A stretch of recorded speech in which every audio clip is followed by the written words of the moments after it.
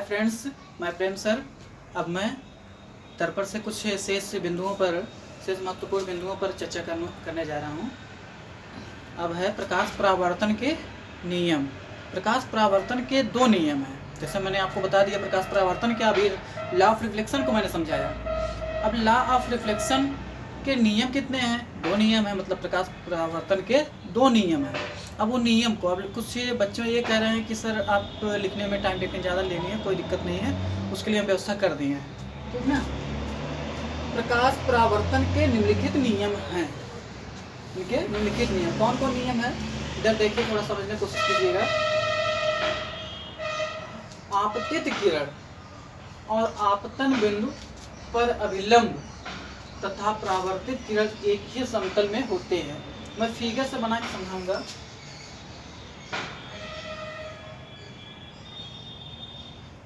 देखिएगा, ये परावर्तक पृष्ठ है, परावर्तक पृष्ठ है, ये अभिलंब है, अभिलंब, ये अभिलंब है।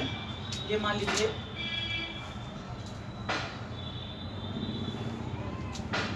ये आपतित किरण है, ये देखिएगा, दिख रहा होगा, ये आपतित किरण है, आपतित किरण, और ये है परावर्तित किरण, परावर्तित किरण, ये है परावर्तित किरण, और ये है आपतित किरण।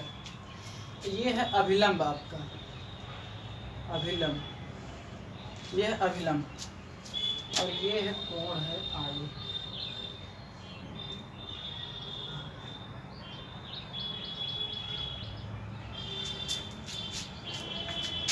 ये आपतन कोण है, आपतन कोण है, ये परावर्तन कोण है, परावर्तन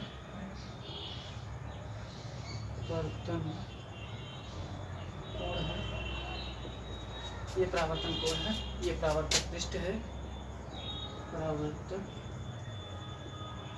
पृष्ठ है, ये परावर्तक पृष्ठ है। देखिए, पहला नियम क्या कह रहा है कि आपतित किरण और आपतन बिंदु, आपतन बिंदु यही है परावर्तक पृष्ठ का मध्य बिंदु, यह है आपतन बिंदु, मान लीजिए ए पॉइंट।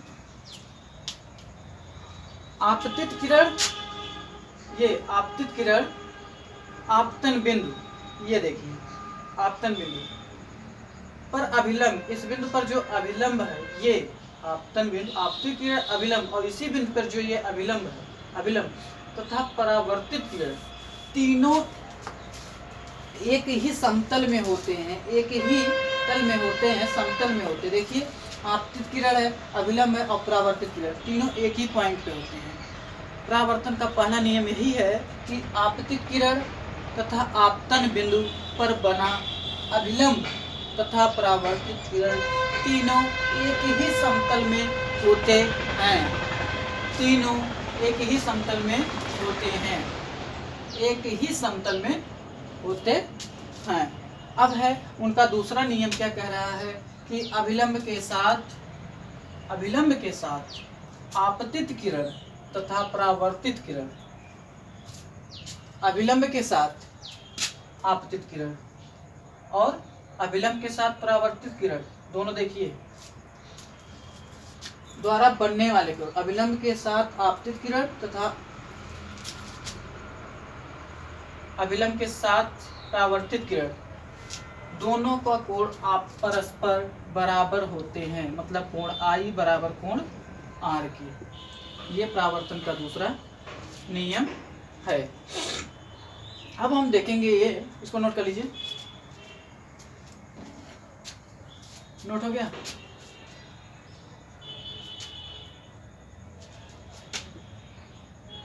हाँ, ये नोट हो गया। तो अब आगे देखिए,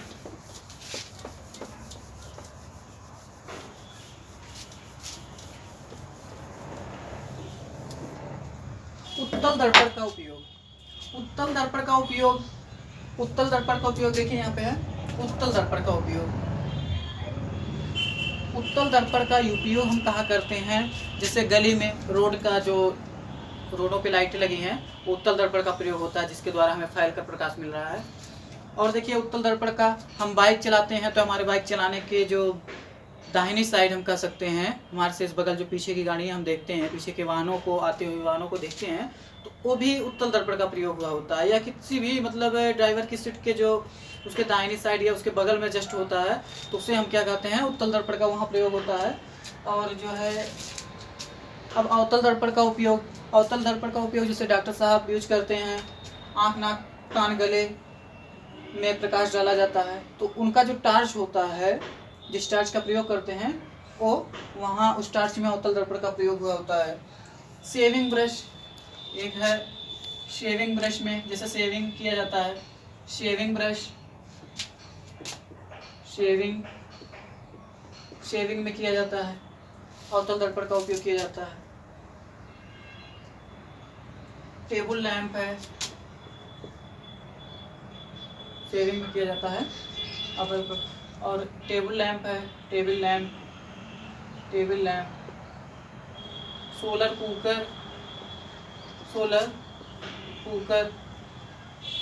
कुकर, ये सब क्या है, अवतल दर्पण का उपयोग होता है। समतल दर्पण का तो प्रयोग जान ही रहे हैं, समतल दर्पण का प्रयोग एक बार फिर से हल्का सा बता दे रहे हैं कि समतल दर्पण का प्रयोग, समतल दर्पण का प्रयोग जो है देखिए फेस देखने में किया जाता है, और नाई की दुकानों पे जो देखते हैं समतल दर्पण का प्रयोग हुआ होता है। समतल दर्पण का उपयोग, समतल दर्पण का उपयोग, समतल दर्पण को जो क्या कहते हैं, हम फेस देखने में करते हैं, ठीक ना। और जो है उनका उपयोग जैसे नाई की दुकान पर किया जाता है, दुकान पर समतल दर्पण का उपयोग करते हैं। अब देखते हैं कि नाई की दुकान पर बैठे रहते हैं तो आपको कई प्रकार के प्रतिबिंब दिखाई पड़ते हैं, तो क्या है, समतल दर्पण है। आप समतल दर्पण को कितने एंगल पर रखेंगे, कितने प्रतिबिंब बनेंगे, उनके लिए भी फार्मूला है। आप उसको निकालना चाहे तो निकाल सकते हैं। उसके लिए फार्मूला देखिए है 360 डिग्री बटा थीटा माइनस 1। जैसे हमने कह दिया कि दो समतल दर्पण को परस्पर 90 डिग्री पे रखा गया है, दो समतल दर्पण को परस्पर 90 डिग्री पे रखा गया है, तो मतलब थीटा कितना दे दिया भाई, आपको 90 डिग्री दे दिया है, 90 डिग्री दे दिया, तो यहाँ रखिए, तो उसके कितने प्रतिबिंब बनेंगे, प्रतिबिंबों की संख्या, बिंबों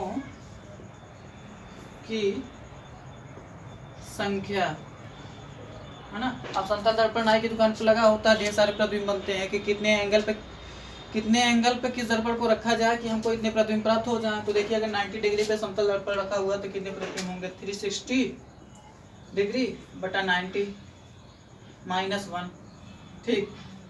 इसको कैंसिल आउट कीजिए, है ना, इसको कैलकुलेट कीजिए, कितना हुआ, 960 गया, 90 से 4 माइनस 1, मतलब 3 प्रतिबिंब बने, कि कितने, 3 प्रतिबिंब, ठीक। एक और दिखा दे रहे हैं प्रतिबिंब के लिए, ये है इसका उपयोग, मिट गया, कोई बात नहीं, फिर देख लीजिए दूसरा। और 45 डिग्री पे अगर कोई दर्पण रखे हैं, यदि दो समतल दर्पणों को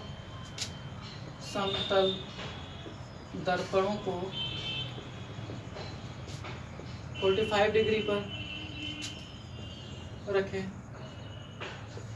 तब देखिए फार्मूला क्या है, प्रतिबिंबों की संख्या, प्रतिबिंबों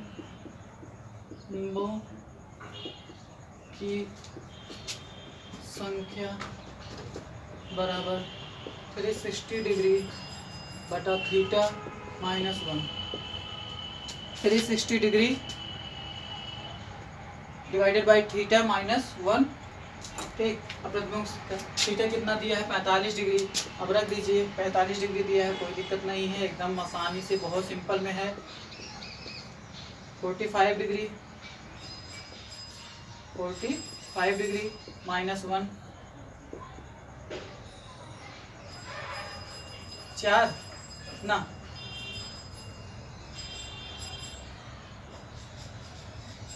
कितना कैंसिल आउट करने कितना आएगा? अरे 45 गुणे 2 90, इधर देखिए 90 और 90 इंटू 4, 90 इंटू 4 360, मतलब कितना आ जाएगा?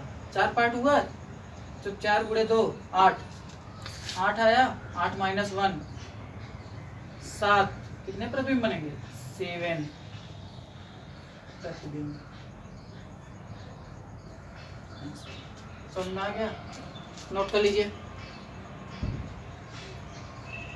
आज के लिए बस इतना ही। अब नेक्स्ट वीडियो में हम दर्पण से संबंधित सभी अन्य महत्वपूर्ण टॉपिक पर चर्चा करेंगे।